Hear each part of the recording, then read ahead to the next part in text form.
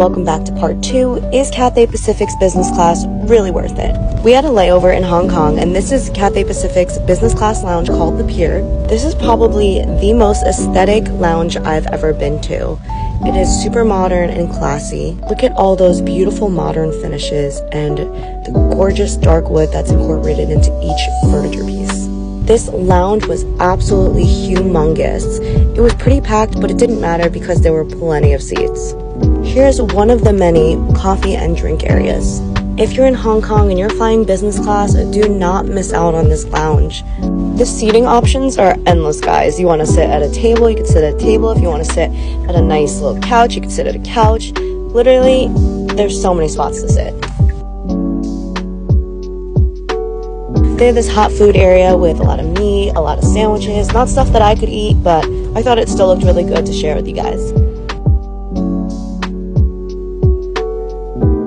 Here's the salad bar. Next to it was yogurt and fruit. I got myself a big old plate of stir-fried noodles with some beans. This lounge also has an unlimited dim sum and noodle bar, and I got 2 versions of noodles and dumplings. I gotta be honest, I don't remember the name of what those noodle dishes were, but they were great, and the dumplings were so fresh and definitely handmade. Look at that noodle pull. We also got this weird quiche thing that was really bland and dry, and I hated it. Guys, I ate so many noodles, but how could you not when you're in Asia? I also got this parfait thing that was pretty bland, but it's a nice option to have if you're looking to keep it light. This is my favorite part of the lounge, the tea house. It is absolutely stunning. It looks like you're in Japan. You can smell all the teas before you order. It was super peaceful in here and just a total vibe. Again, ample amount of seating. Sit back, relax, and enjoy your freshly brewed tea.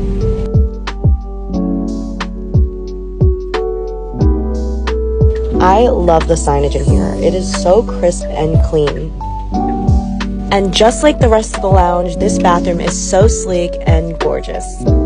There are separate shower rooms in another area of the lounge. Here we are in our business class only entrance to the plane for our next flight to Thailand. Something I noticed immediately was that this plane is much newer than the first plane. I'm not gonna lie, I wish they had made the 18-hour flight on this plane. This flight was only 3 hours, but you could see how much nicer this plane is. At this point, we had eaten so much, as you saw, but there's always room for lunch when you're paying for a business class flight. I was pretty disappointed because they didn't have a fish or vegetarian option on this flight. You would think that if you're paying this much money, they would accommodate at least vegetarians.